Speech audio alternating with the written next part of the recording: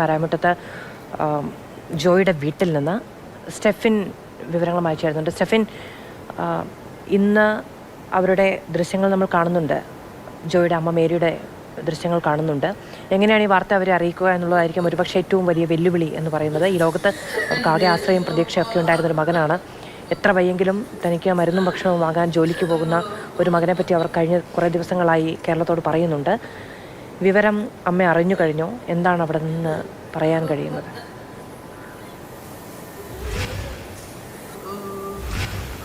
മധു, അങ്ങനെയുള്ള വിവരം അറിഞ്ഞിട്ടുണ്ട്. ഇവിടെ നിന്ന് ബന്ധുക്കൾ മെഡിക്കൽ കോളേജ് ആശുപത്രിയിലേക്ക് പോയിട്ടുണ്ട്. സഹോദരൻ്റെ മകൻ ഉൾപ്പെടെയുള്ളവർ ഇപ്പോൾ മെഡിക്കൽ കോളേജ് ആശുപത്രിയിലേക്ക് പോയിട്ടുണ്ട്.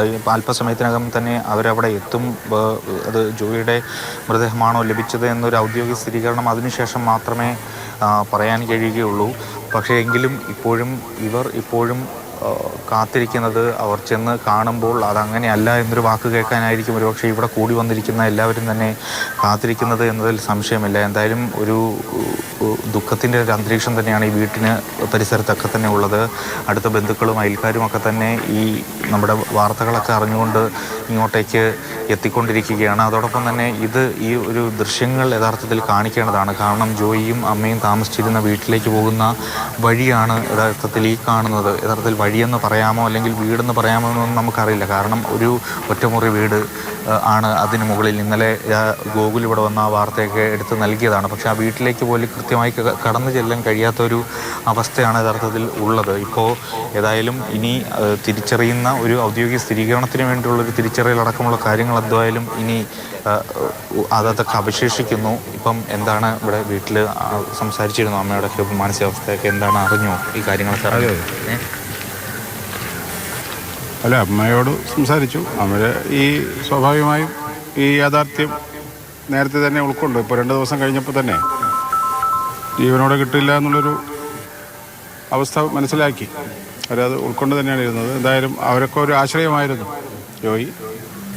തീർച്ചയായും ഇങ്ങനൊരു വന്നിട്ടുള്ളൊരു ദുരിതം അവരെ സംബന്ധിച്ച് അവരെ അനാഥമാക്കുന്നൊരവസ്ഥയിലാണ്.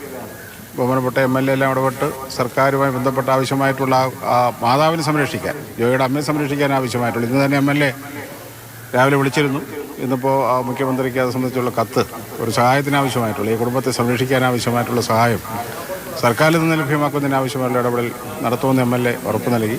ഇവിടെ പോയിട്ടുള്ള ആളുകളെ ബന്ധുക്കൾ തിരിച്ചറിഞ്ഞു. ഈ കൂടെയുള്ള ഈ കുമാർ എന്ന് പറഞ്ഞൊരു ആളാണ് ഇദ്ദേഹത്തെ കൊണ്ടുപോയത്. നമ്മുടെ അപ്പുറത്ത് ഏതുണ്ടാങ്ങാടി എന്ന് പറഞ്ഞ സ്ഥലത്തുള്ള ആളാണ്. അപ്പോൾ അയാൾ സ്ഥലത്തുണ്ടായിരുന്നു. അയാൾ ഈ ബോഡി കണ്ടു തിരിച്ചറിഞ്ഞിട്ടുണ്ട്. അതുപോലെ ജ്യേഷ്ഠൻ്റെ മോനൊക്കെ ഇപ്പോൾ ഇവിടെ എത്തിയിട്ടുണ്ട്. ഇപ്പോൾ മറ്റു അനന്തര നടപടികൾ, പോസ്റ്റ്മോർട്ടം നടപടികൾ ഉടനെ തന്നെ ആരംഭിക്കുമെന്നാണ് അറിയാൻ വേണ്ടി. ഇനിയിപ്പോൾ എന്താണ് നമ്മളുടെ മുമ്പിലുള്ള കാര്യങ്ങൾ? സംസ്കരിക്കുന്നതിന് ആവശ്യമായിട്ടുള്ള കാര്യം, അതിനിപ്പോൾ അദ്ദേഹത്തിൻ്റെ ജ്യേഷ്ഠന് ഒരു സ്ഥലം അവിടെ കണ്ടെത്തി കൊടുക്കുന്നുണ്ട്. അവിടെ അത് കുഴിയെടുത്ത് സംസ്കരിക്കുന്നതിന് ആവശ്യമായിട്ടുള്ള, ആചാരപ്രകാരം സംസ്കരിക്കാൻ ആവശ്യമായിട്ടുള്ള സഹായമാണ് ഇവിടെ ചെയ്യേണ്ടത്. ആ കാര്യങ്ങൾ ചെയ്യാം.